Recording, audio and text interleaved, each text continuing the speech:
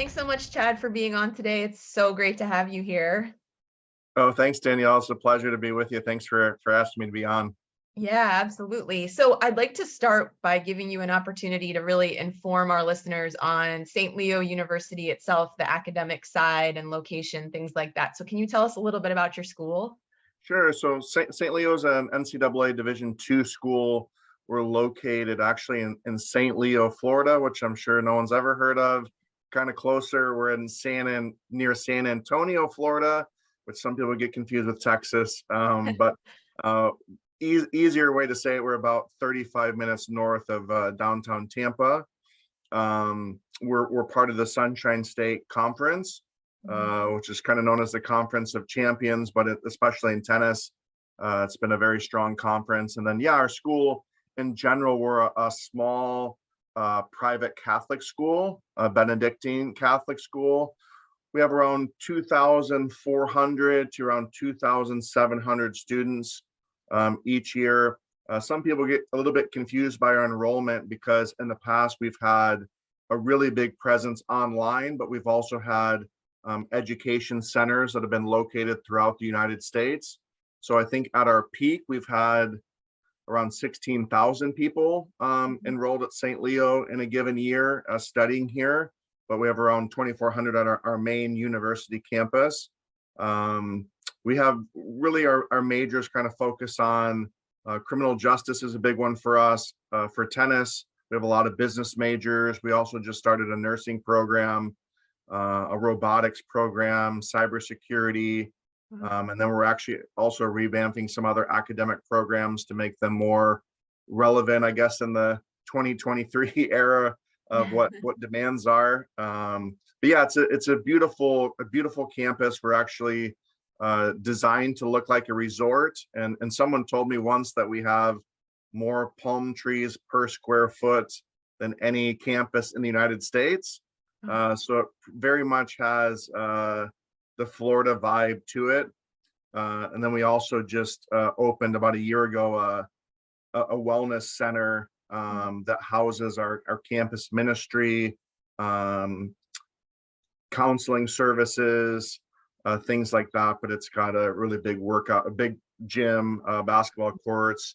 A lot of the members outside are playing a lot of pickleball inside. I know that's painful for the tennis players to hear, but that's been a big one. And then a pool, things like that outside. So we've been trying to grow a little bit, especially since COVID. It's been difficult, I think, for all schools, but our school has been very proactive in trying to be creative with our academic offerings and things like that.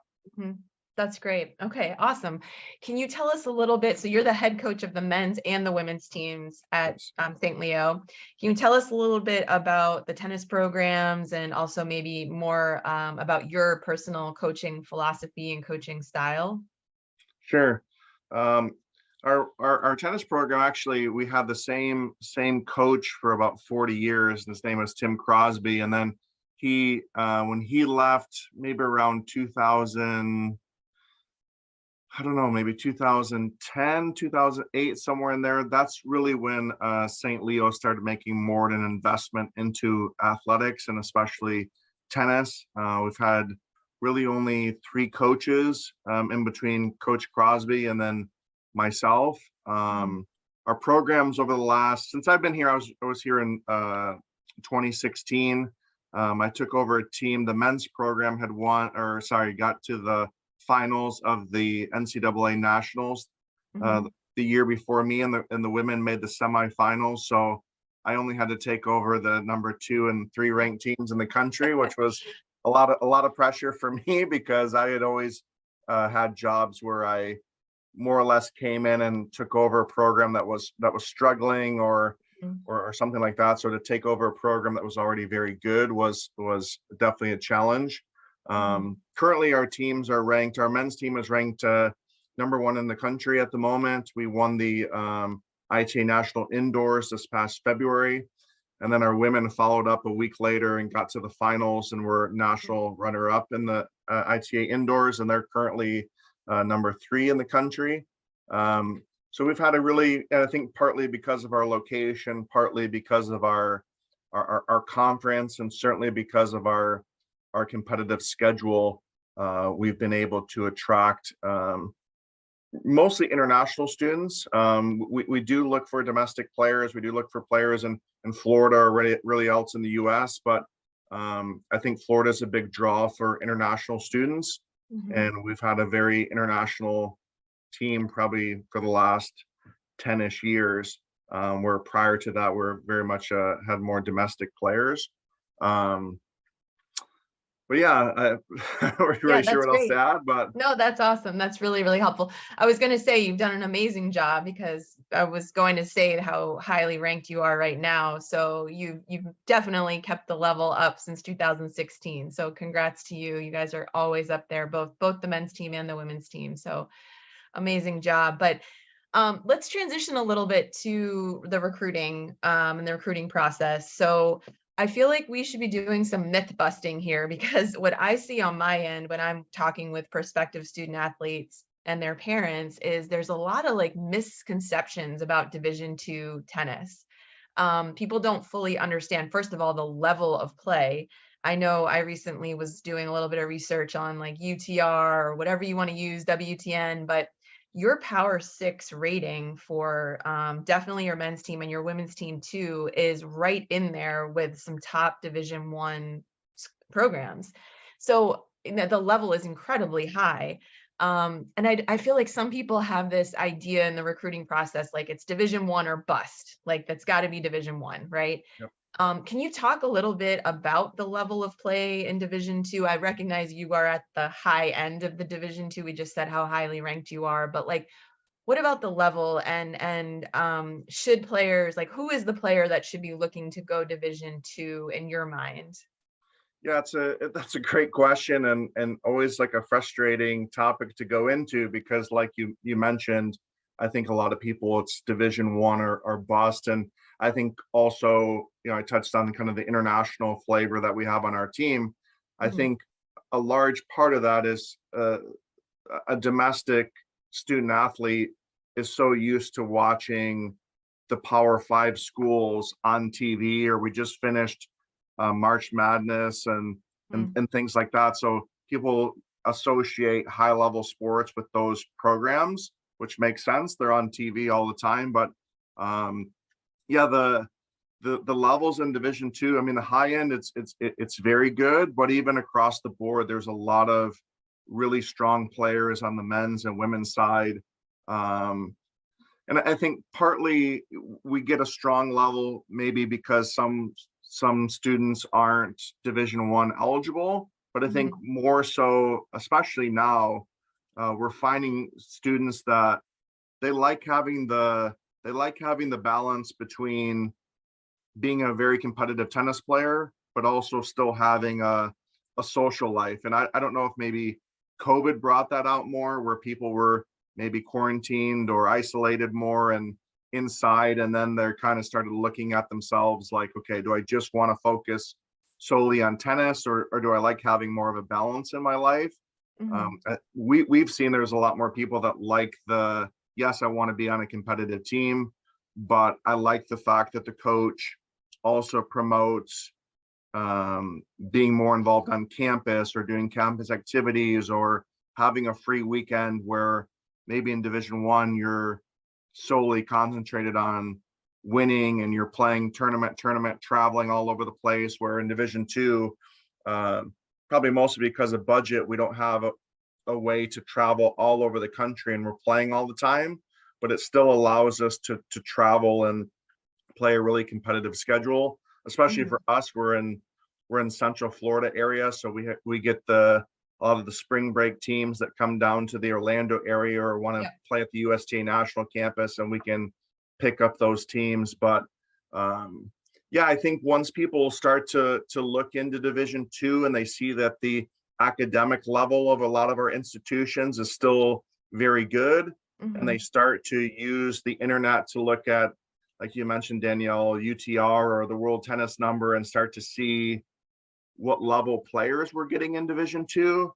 I Mhm. think it's been more, I guess you could say, more socially acceptable to play Division II than maybe it was 10 years ago. I think the internet's helped us. I think these rating systems have helped us. And now maybe there's still a lot of very good teams in Division II. I think before, even 5 or 10 years ago, you saw the teams at the top, they just seemed to have all the top players. And Mhm. I feel like now the talent levels really been spread out amongst a lot of different Division II schools, where before maybe every team had, three really good players, but maybe their 4, 5, and 6 weren't as strong. Now I feel like almost every team we play, they're 5, 6, 7 players deep of, maybe on the guys side, guys that are still 11 plus UTR or 10-5 plus UTR. And on the ladies side, probably 8 plus, all the way through their lineup. So it's definitely more competitive than people give it credit for. Yeah, absolutely. Do you ever play any non-Division II schools, maybe top Division III or even some Division I programs?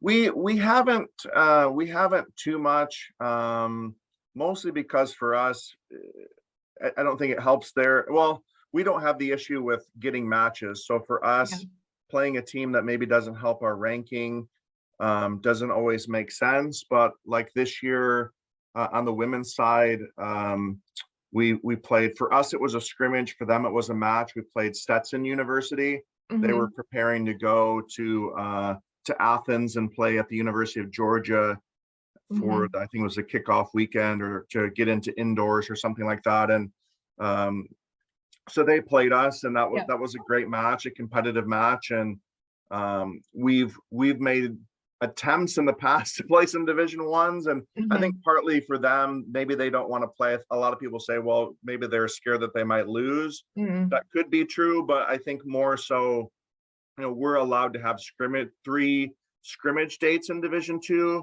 Okay. Where in Division I, I don't believe they're allowed to have any of those. They have to Mhm. use it as a date. So I think sometimes it's a little bit tougher for them to put Right. that scheduling in place. Where I think if they had a 1 or 2 scrimmage dates, I think they'd want to use it on a Division II school, especially if it's local and easy for them to play and the team is Right. competitive. But we don't get Okay. it into that too much. No. Yeah. Another thing I think people don't realize sometimes is that in Division II, you also, similar to Division I, have scholarship money available to use for Yep. tennis. Can you talk about maybe the situation that you're in specifically at St. Leo, but maybe even more generally Division II, kind of how that works and how it might compare to Division I with scholarship money?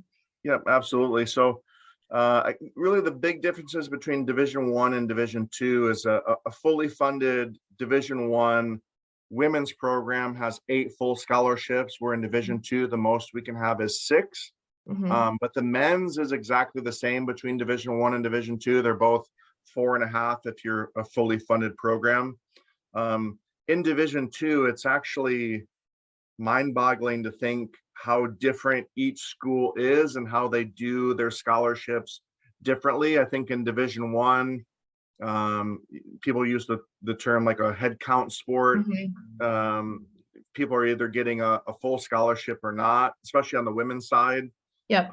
where the guys are still maybe breaking it down by a percentage, or if you're really, really strong, you're getting a full scholarship. But on our side, St. Leo, we're not a fully funded program. I think a lot of people are surprised by that, especially with how highly ranked we are.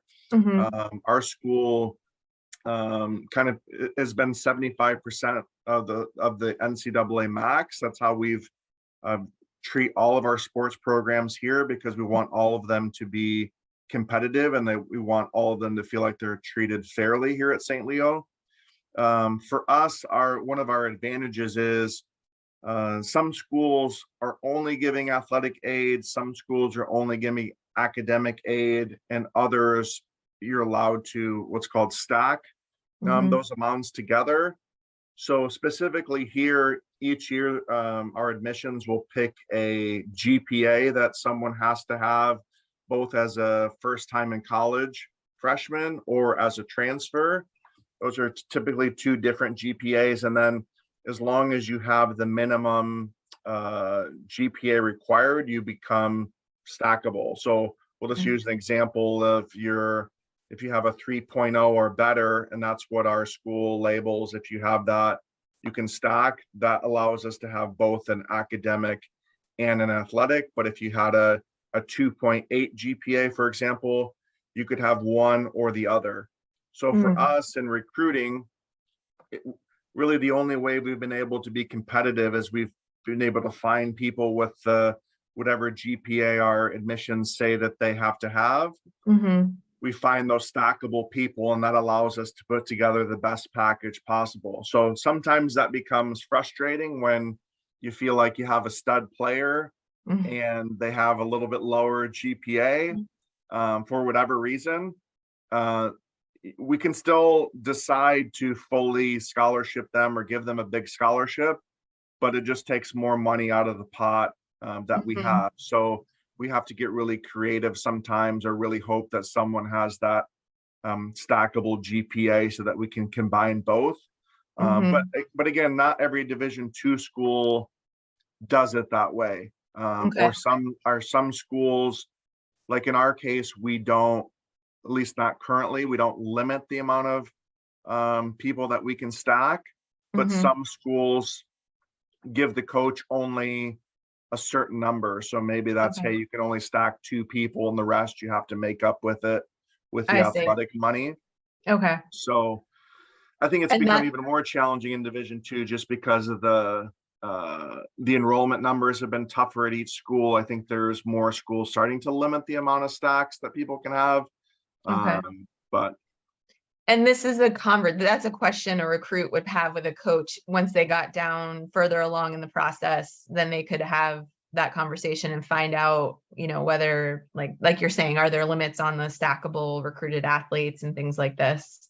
yeah, I think it's simple, as simple for the recruit to say, hey, coach, what forms of financial aid do you offer? Yeah. And then from there, it kind of opens the door for the coach to tell you what their specific situation is and Hmm. how they can make it work, because each coach understands that the prospect is looking for the best deal possible. Yeah. So then for me, I just try to be very transparent with the people that we recruit and say, here's our situation, here's what we can do, and here's what we can't do. Right. And do you recommend having that conversation on a little bit of like the earlier side of the process so as not to get too far down the road and then realize then like, oh, wait, this might not be a fit financially? Or at what point do you like to have that conversation?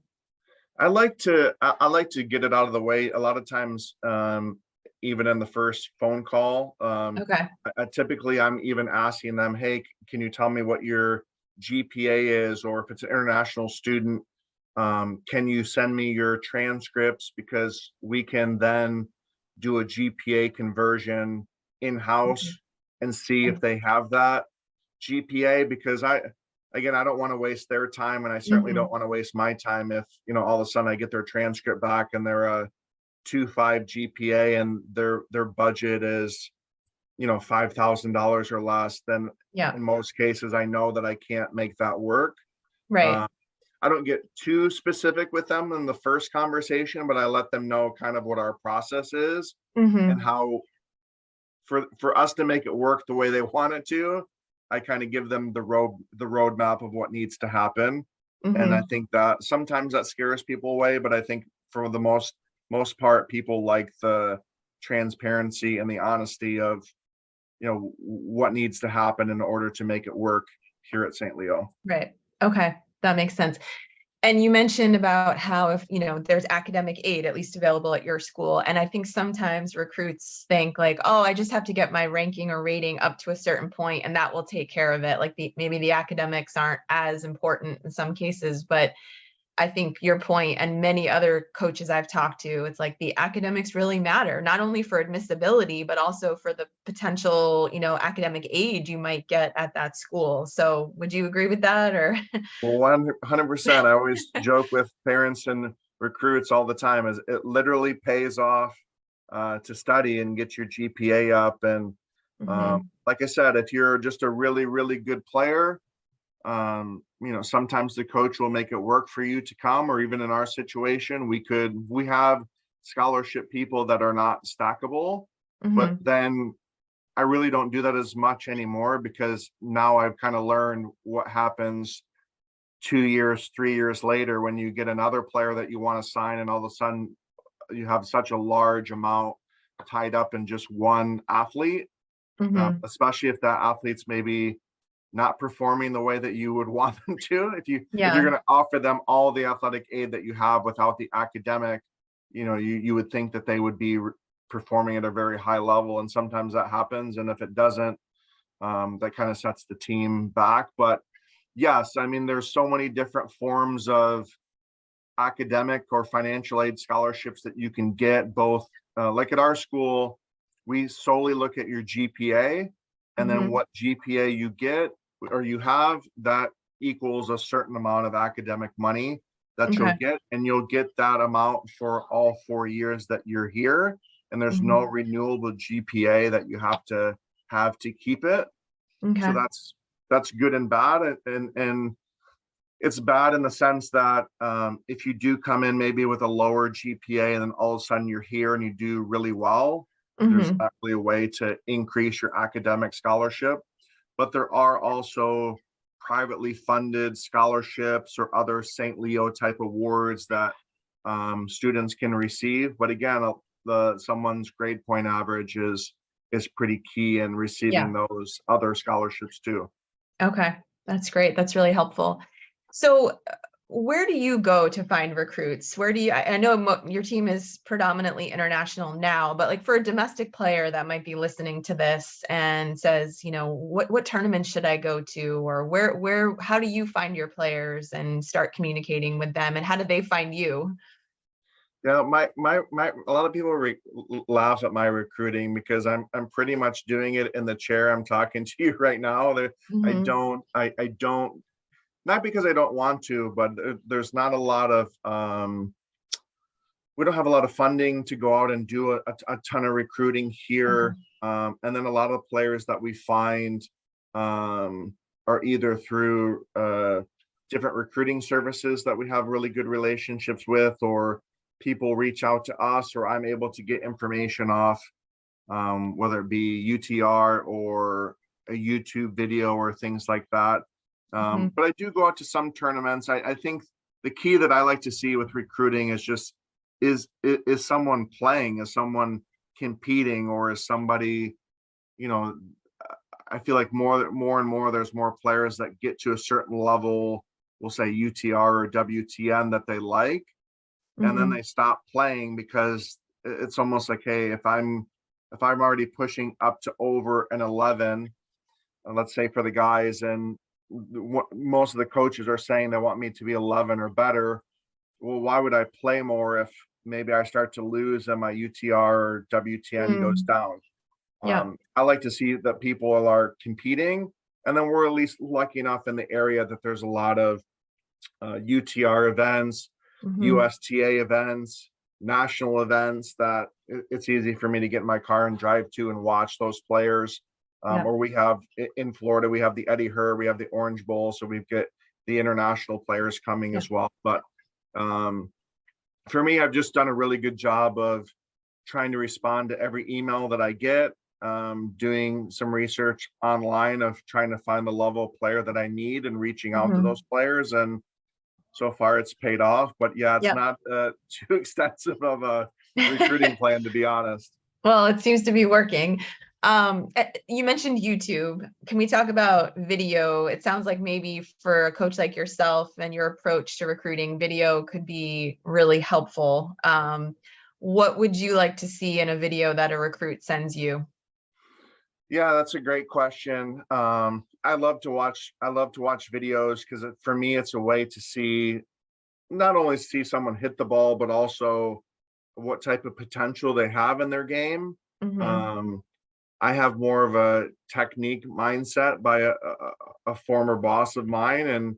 And so I like to look at that, someone's strokes, and see what I need to maybe work on with them. But for a basic recruiting video, I just like to see a couple minutes of all your essential strokes. So Hmm. forehands, backhands, if you've got a slice, that's good to see, your volleys, your overhead, and your serve. Nothing super long, Yeah. And then after that, I'd like to see points. Mhm. Ideally, if you can do, maybe a set with the time in between the points edited out so I can watch it in, maybe 12 to 16 minutes, that would be ideal. If you send me an unedited set, that also works. But for me, I don't really like to see the highlight video of you playing 15 points and you win all 15 points and you hit a Yeah. winner on 14 out of the 15 points. Like, that doesn't really do it for me, because I know that Mhm.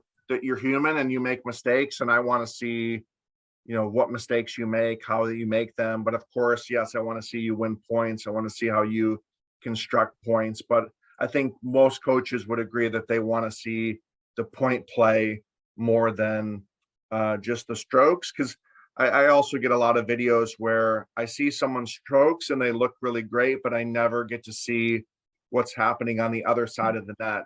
So I Yeah. don't even know if you're making the shot or Right. what that looks like. So Right. a camera on the back of the fence is probably the most useful. Yeah. I think every coach I've asked that question to has some very similar answer. Like it doesn't need to be flashy and just show me your game. No, that makes a lot of sense. Exactly. So for someone that isn't maybe quite yet at the level that you're looking for, let's just say on the men's side it was an 11. Like you're ideally looking at players at that level and above. Um, but let's say someone's not quite there yet, but they aspire, like they're hardworking, they have potential, and what should they do? Email you, express interest? Like, how often do they follow up? Like, how do they get on your radar screen? And then how do they maybe take that next step, get you on the phone or whatever that next step is for you? What do you think? Yeah, no, I love that question, and I've always liked to take the diamond in the rough type player. I like to be able to take the project, or whatever Mhm. you want to however you want to say. But yeah, catching a coach's attention, I think, is the key with that. I think for me, it's typically watching their video and kind of seeing, is it someone that's tall with a big serve, or is it someone that's quick around the court, or it's someone that I see, wow, they're running down every ball, or I really like the way they hit the ball.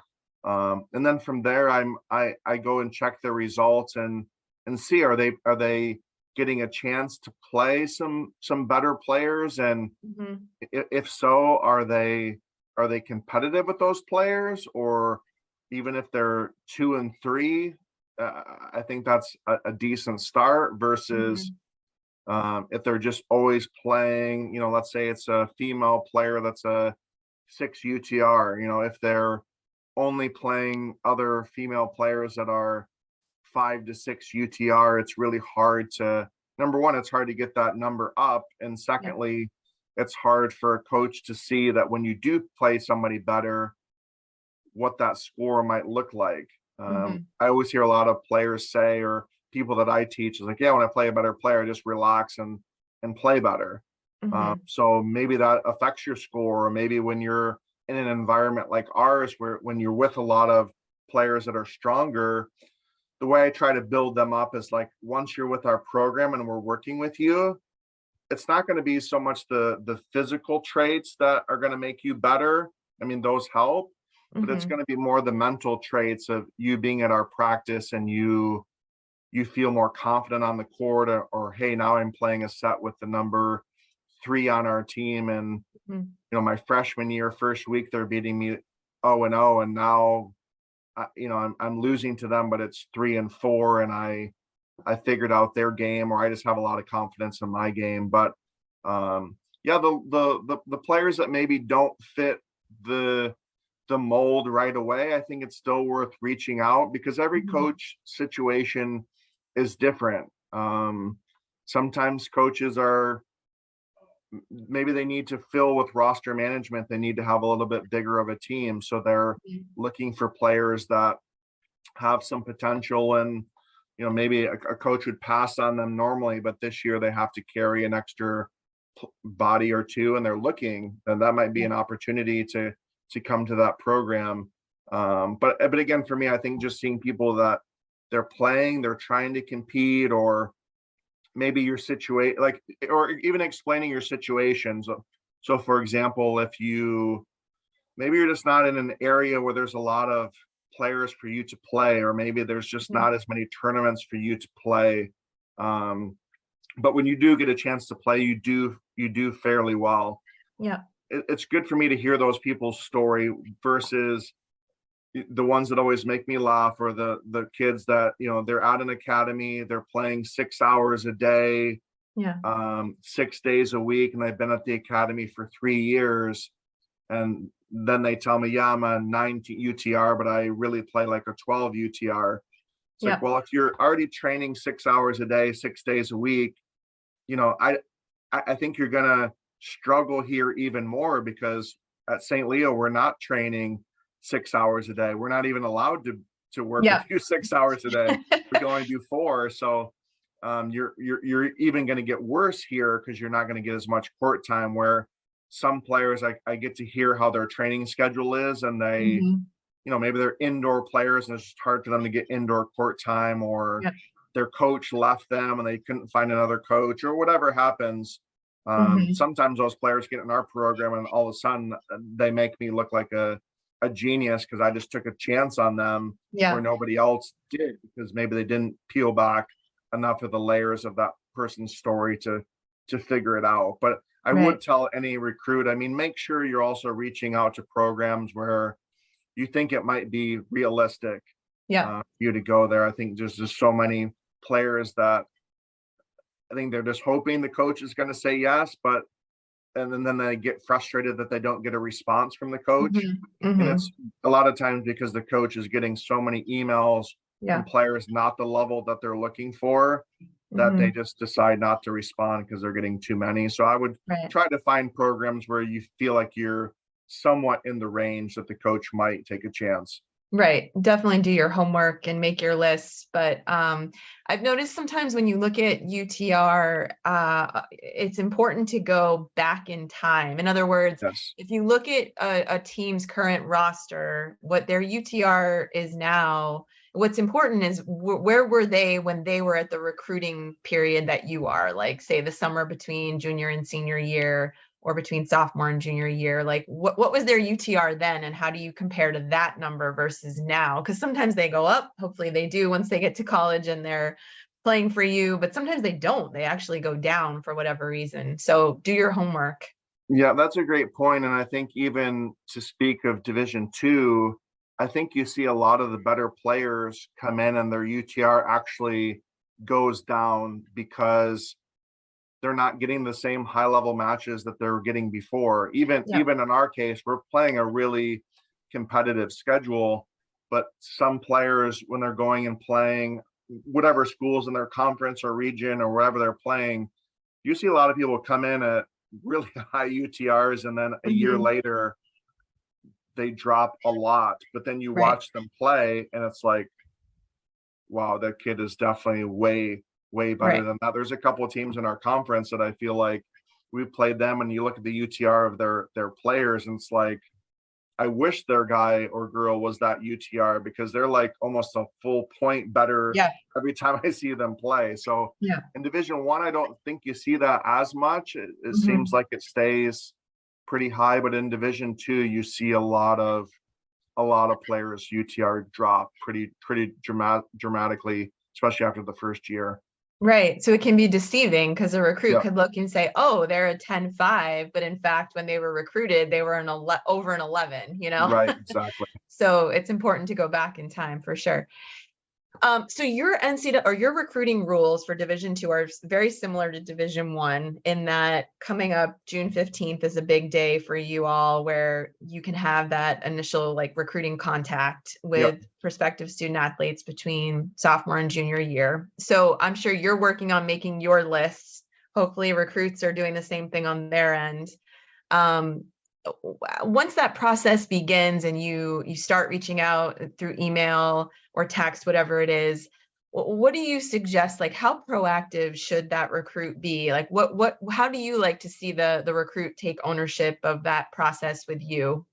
yeah. I think when they reach out, obviously I automatically know that they're interested, where Hmm. sometimes for me I could send out 50 emails and maybe get one response or Hmm. two responses. Yeah. Where if I get the contact from the actual player, obviously I know that they're interested, or at least I'm hoping I'm not just a copy and paste school Yep. that's on their list that they were hoping they wouldn't respond or whatever. Um, but yeah, I feel like in Division II, we are recruiting people in the junior year, but I feel like a lot of coaches in Division II are a lot more delayed than Mm, coaches in Division I. I feel like okay. those that, especially the higher ranked kids that are getting recruited by those Power 5 Division Is, I feel like a lot of them are making those decisions by end of junior year, if not Yep. before. We're in Division II. There's a lot of times that we're even waiting for some of those players to figure out if they're going to be Division I eligible, or if they are getting the interest from Division I schools that they're expecting. Some Yep. some of them might be, I am waiting for that Power 5 offer and it Yep. never comes. Okay, now I'm waiting for that higher mid-major offer. It never comes. Yeah. And then now they start looking at Division II. Yep. So there's very few players, like for me, that I start recruiting junior year, Hmm.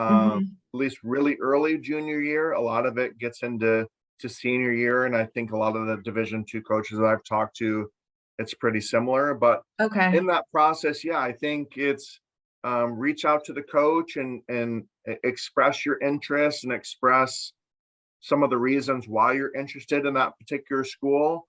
Hmm. And if the coaches aren't responding to you, I mean, hopefully they respond to you immediately. But if they're not responding, that's that time frame that you're looking for, Hmm.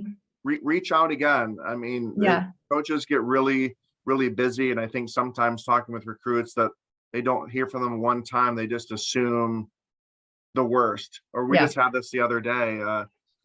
We had a recruit that was really interested in St. Leo. We were still kind of, I'm not sure if we're going to have a spot. We ended up having a spot. Um, the kid's mom was an alumni of St. Leo.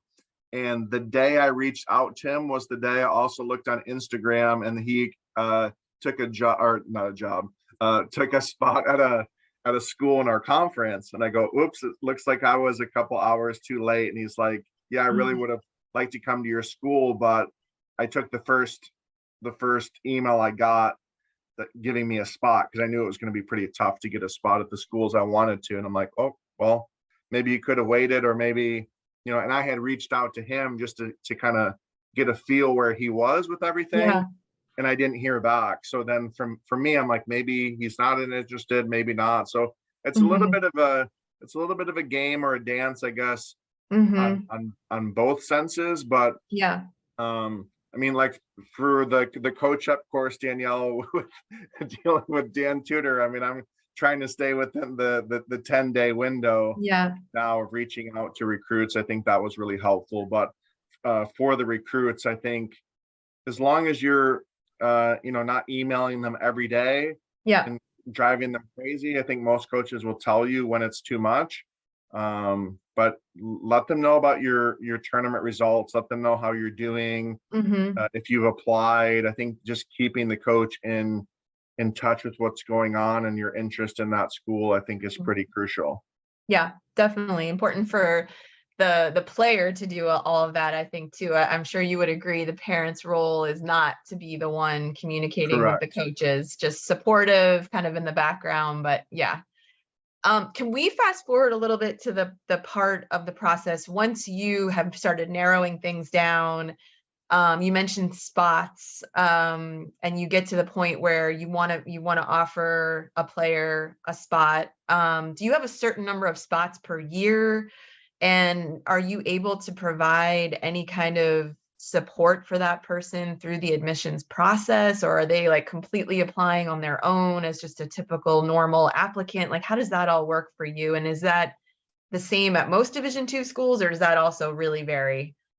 That's a great question. I think that varies a lot from school to school. Mm-hmm. At least the Division II schools that I've been at, we've done it pretty much the same, which is once someone applies to our school, Hmm. and they let me know, or I follow up and I ask them if they've completed the application.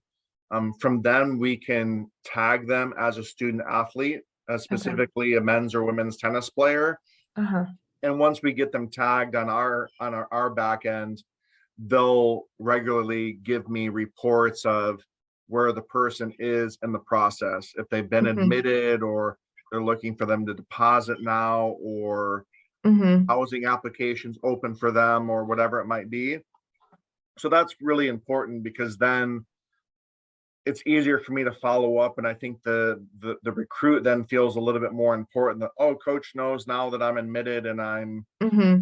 it's Yeah. time for me to do this next step of the process.